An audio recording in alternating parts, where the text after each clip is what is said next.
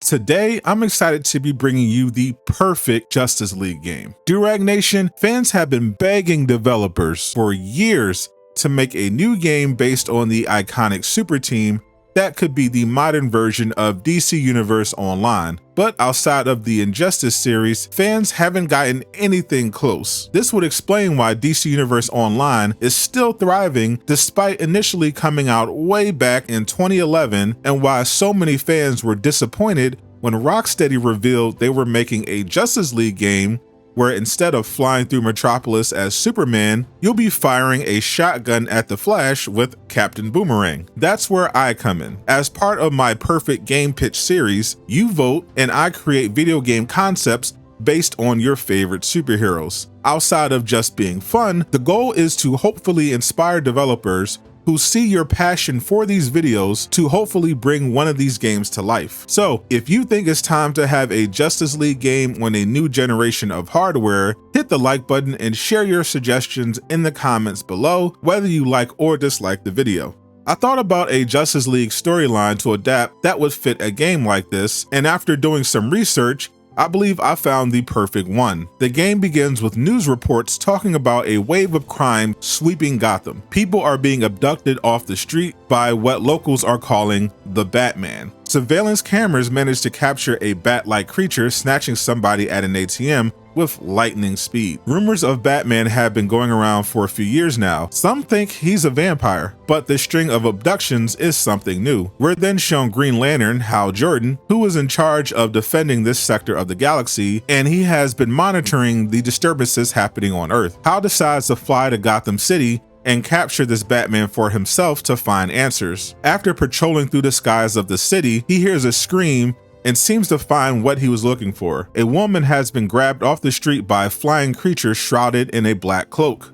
Hal Jordan gives chase. The creature is surprisingly fast, and he's careful to avoid using any constructs with his ring that could hurt the woman. Just as Hal Jordan is about to catch it, it decides to throw the woman in order to escape. Hal uses his ring to create a baseball glove to catch the woman, and then gently sets her down on a nearby rooftop. But instead of escaping, the creature uses the opportunity to attack Hal from behind, knocking him into a nearby building. The creature is surprisingly strong as well. It doesn't waste any time and dives at Hal again while he's still recovering. But suddenly, something lands on its head with a beeping red light. After a few seconds, it explodes, knocking the creature out of the air and onto the roof. A figure drops down next to Hal Jordan. It appears to be a man, but his outfit makes him look closer to a bat. Hal Jordan asks, "And who are you supposed to be?" The man bat responds in a human voice, "I'm Batman, and you're in the way." He runs forward, and Hal notices the creature has gotten back up and looks angry. Hal and Batman begin fighting the creature, with Hal growing increasingly annoyed by both the monster and Batman's attitude. For this fight,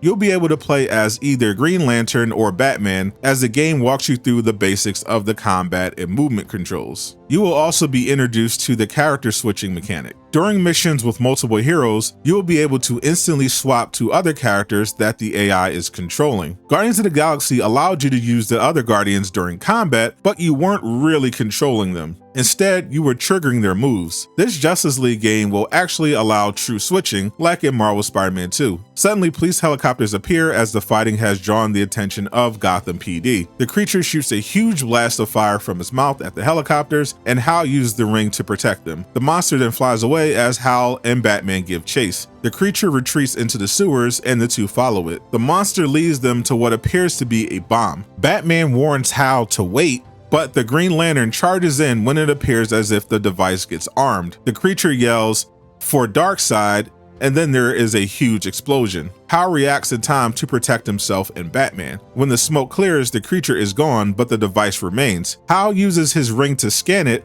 but is shocked to learn the Lantern ring can't recognize it, which should be impossible since the rings have all the knowledge of the Guardians. Batman examines it and determines it must be alien technology, but doesn't know what it's for. He has an idea, however, of who might know about this. He's been tracking an alien in Metropolis known as Superman. Hal agrees and uses his Lantern ring to fly them out of Gotham and to Metropolis to confront this Superman and force him to reveal the secrets of this mysterious device and the creature who planted it. If this story is familiar so far, it is an adaptation of Justice League Origin, which itself was adapted into a DC animated movie called Justice League War. I thought this served as the perfect setup for a Justice League game. You will take on missions with each individual member of the League as they are one by one confronted by the threat of Darkseid's parademons and have to come together to save the Earth when his invasion begins. The roster is Batman, Superman, Hal Jordan, Wonder Woman, and The Flash. But as the story progresses, we get the origin of Cyborg. Billy Batson, aka Shazam, is introduced during the Cyborg story arc originally, but for this game's main campaign, I want to instead tease Billy and introduce Martian Manhunter as a surprise late in the story to help the League push back Darkseid's forces and protect the Earth. Now, this might be a bit controversial, but my vision of the perfect new Justice League game is basically Marvel's Avengers, but done correctly. There is a reason why that game attracted so many fans and lasted so long despite a disastrous launch, and why the thing you hear most from former players is the word potential. The game had all of it and could have been the greatest superhero game of all time under the right circumstances, which is why I think is the perfect template for a Justice League game. So I'm going to create this concept with that in mind while applying the feedback from players and content creators like myself to hopefully avoid another disappointment. To start, this game should be built in the latest Unreal Engine, which as of recording this is Unreal Engine 5.2.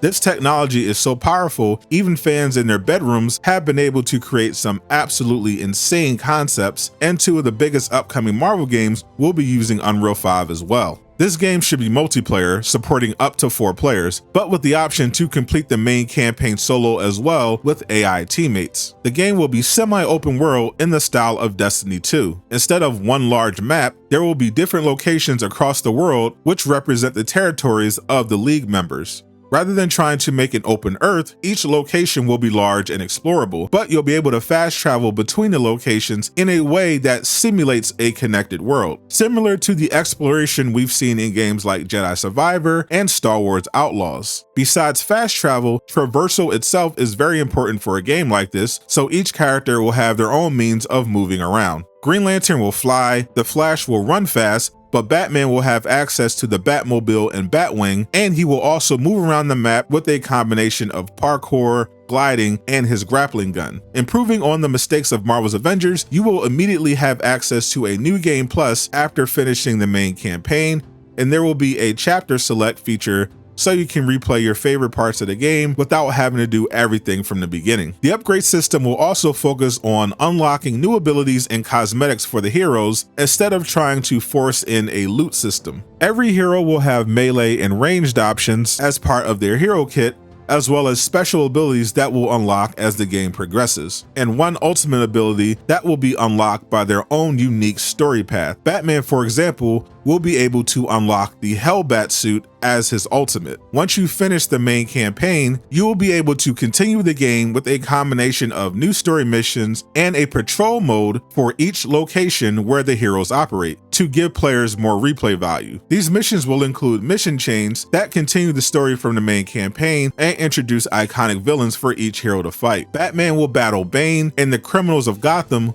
who have been using tech recovered from the Darkseid invasion. Superman will deal with Metallo, who was created by Lex Luthor to destroy him and all aliens that he feels could threaten humanity. Wonder Woman will have to stop an invasion from the underworld led by Ares, who is being helped by Cheetah. The Flash will have to deal with the introduction of his rogues. Cyborg battles against his father's old rival, now turned into the cybernetic villain Grid. Green Lantern deals with Star Sapphire, who's using alien tech to enhance her power ring, posing a threat to Earth and the Lantern Corps. Martian Manhunter faces his brother, who has acquired Apocalypse tech and is using it to amplify his own psychic abilities in his quest for revenge against John. The plan for the game would be to release new content to expand the story with new playable characters and villains. To fund that, I feel the best option that works for the studio without taking advantage of the players is a simple season pass. You buy the pass and it comes with bonus cosmetics that don't affect gameplay at all and will give you access to any new characters and missions that are added. When story DLCs drop, you'll be able to buy them individually as well. And unlike Destiny or Fortnite, nothing will disappear. There is no time limit, you keep the stuff you paid for, and can play it at your own pace. I think this is the fairest system for everyone involved. Some of the ideas I have for DLC would include an adaptation of The War with Atlantis, which would make Aquaman a playable character,